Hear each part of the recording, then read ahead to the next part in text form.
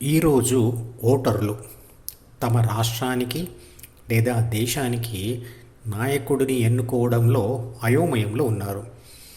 ఎందుకంటే కుటిల రాజకీయ నాయకుడు ఎన్నికలకు ముందు ఎంతో వినయం నటిస్తూ ఎన్నికల మేనిఫెస్టోలో ఎన్నో వాగ్దానాలు చేస్తాడు.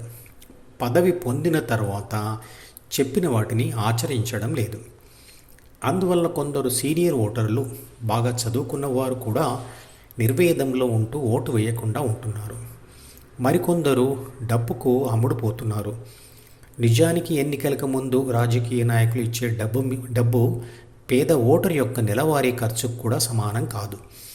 కానీ డబ్బు ఇచ్చి పదవిలోకి వచ్చిన రాజకీయ నాయకుడు తాను పదవిలో పెట్టిన దానికంటే, ఖర్చు పెట్టిన దానికంటే ఎన్నో రెట్లు ప్రజల నుంచే రాబట్టుకుంటాడు. ఎందుకంటే ప్రభుత్వం అనేది ప్రజలు పన్నుల రూపంలో కట్టిన డబ్బులతోనే నడిపించబడుతుంది.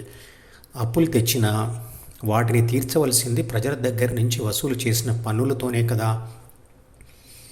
ప్రభుత్వాన్ని నడపడానికి, అభివృద్ధి పనులు చేయడానికి, ప్రభుత్వ ఉద్యోగులకు జీతాలు ఇవ్వడానికి ప్రజల నుంచి వచ్చే పన్నులే ఆధారం. పదవిలో ఉన్న 5 సంవత్సరాలలో తను ఎన్నికలప్పుడు ఖర్చు పెట్టిన దానిని ప్రజల డబ్బు నుండి సంపాదించుకోగా మిగిలిన దానితోనే అభివృద్ధి పనులు చేయాలి. అందువల్లే అభివృద్ధి పనులు కుంటుపడుతున్నాయి. కొత్త కర్మాగారాలు, విద్యా సంస్థలు, హాస్పిటల్స్ రావడం లేదు. కాబట్టి కొత్త ఉద్యోగాలు రావటం లేదు. కొత్త రోడ్లు, స్కూళ్ళు, హాస్పిటల్ ఏవీ అభివృద్ధి చెందడం లేదు. కాబట్టి సరి అయిన నాయకుడిని ఎన్నుకోవడం ప్రతి పౌరుడి బాధ్యత. నటించి మోసం చేసే కుటిల రాజకీయ నాయకుల బారిన పడకుండా సరి అయిన నాయకుడిని ఎలా తెలుసుకోవాలి? ఈ విషయంలో మనకు గందరగోళం అవసరం లేదు. వేదకాలం నాటి చరిత్రను మరియు భగవద్గీతను ఆధారంగా తీసుకొని సరి అయిన నాయకుడు ఎవరు అనేది నిర్ణయించవచ్చు. అది ఎలాగంటే, ధ్యాన విద్యలో 4 దశలు ఉన్నాయని మనకు తెలుసు. అవి శూద్ర, వైశ్య, క్షత్రియ మరియు బ్రాహ్మణ. శూద్ర దశలో ఉన్నవాడు ధ్యానం మొదలుపెట్టి ధ్యానం చేస్తూ వైశ్య దశను దాటి క్షత్రియ దశలోకి వస్తాడు. ధ్యానంలో క్షత్రియ దశకు చేరుకున్న వారే ఆ రోజుల్లో రాజ్యాలకు రాజులుగా ఉండేవారు. ధ్యాన దశలో క్షత్రియ దశ చేరుకున్న రాముడు ఎలాంటివాడో, రామరాజ్యం ఎలా ఉండేదో మనం చదువుకున్నాం. ఆ తర్వాత కాలంలో కొందరు స్వార్థపరుల వల్ల రాజు కావడానికి ధ్యానంతో వచ్చే క్షత్రియ దశకు సంబంధం లేని మరియు పుట్టుకతో వచ్చే రాచరికమే కారణమైంది. ఇప్పుడు రాజ్యాలు లేవు, రాజులు లేరు, రాచరిక పద్ధతులు లేవు. కానీ రాజును అంటే ప్రభుత్వంని ఎన్నుకునే నిర్ణయం ధ్యానం అంటే కూడా తెలియని ఓటర్ల చేతిలో, అంటే ప్రజల చేతిలో ఉంది. ఎందుకు ధ్యానం చేస్తూ క్షత్రియ దశకు చేరిన వారే నాయకుడు కావడానికి అర్హుడు? అతనిలో ఏం స్పెషాలిటీస్ వస్తాయి ధ్యానం చేయడం వల్ల అంటే, ఎవరైతే ధ్యానం మొదలుపెట్టి శూద్ర, వైశ్య దశ దాటి క్షత్రియ దశకు వెళ్తారో వాళ్ళే ధ్యానంలో తమలోని స్వార్థ ఆలోచనలతో యుద్ధం చేసి గెలిచి ఉంటారు. కాబట్టి ప్రజాహితం కోసం చేసి అంతర్గతంగా మరియు బాహ్యంగా ఉండే శత్రువులతో కూడా ధైర్యంగా యుద్ధం చేయగలరు. అందుకు చాణక్యుడు ఒక ఉదాహరణ. ఎవరైతే ధ్యానం చేస్తూ క్షత్రియ దశకు చేరుకుంటాడో అతడిలో దానం మరియు తపస్సుల ఫలితం ఉంటుంది. వైరాగ్య భావనలు కొంత ఉంటాయి. భోగభాగ్యాల పట్ల మరియు సుఖాల పట్ల ఆసక్తి ఉండదు.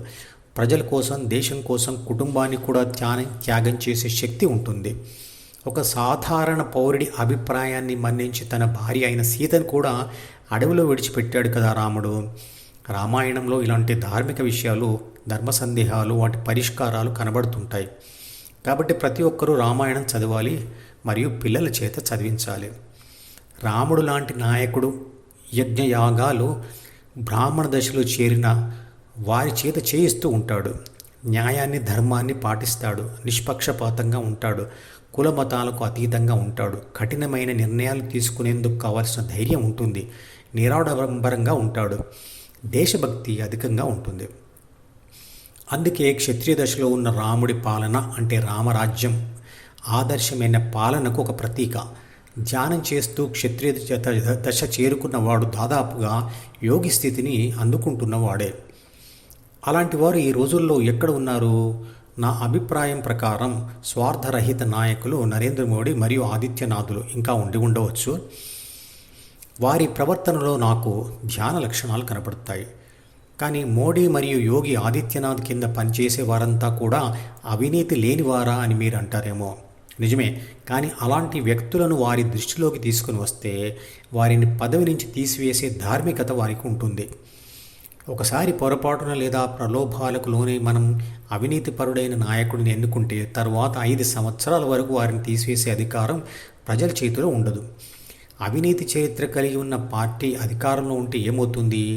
గత 70 సంవత్సరాలలో దేశానికి ఏం జరిగిందో అదే జరుగుతుంది. దేశం మొక్కలవుతుంది. మతపరమైన హింస చెలరేగుతుంది.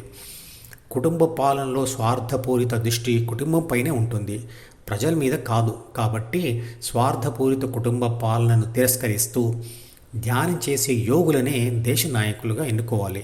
అంటే ధర్మాన్ని రక్షించే వాడినే ఎన్నుకోవాలి. ధర్మో రక్షతి రక్షితః. ధర్మాన్ని మీరు రక్షిస్తే అది మిమ్మల్ని రక్షిస్తుంది. శారీర మాధ్యమం ఖలు ధర్మ సాధనం అన్నారు. సామాజిక స్వేచ్ఛ, వ్యక్తిగత స్వేచ్ఛ కలిగి ఉన్న శరీరం ద్వారానే ధర్మం సాధించబడుతుంది. అంటే స్థితప్రజ్ఞ కలుగుతుంది. ఈ మధుపదం యూట్యూబ్ ఛానల్ వీడియోని సబ్స్క్రైబ్ చేసి గంట గుర్తును నొక్కి ఆల్ని సెలెక్ట్ చేసి ప్రతిరోజు యూట్యూబ్ ఓపెన్ చేసి అడుగున ఉన్న సబ్స్క్రిప్షన్ బటన్ నొక్కితే అన్ని లేటెస్ట్ వీడియోలు చూడవచ్చు.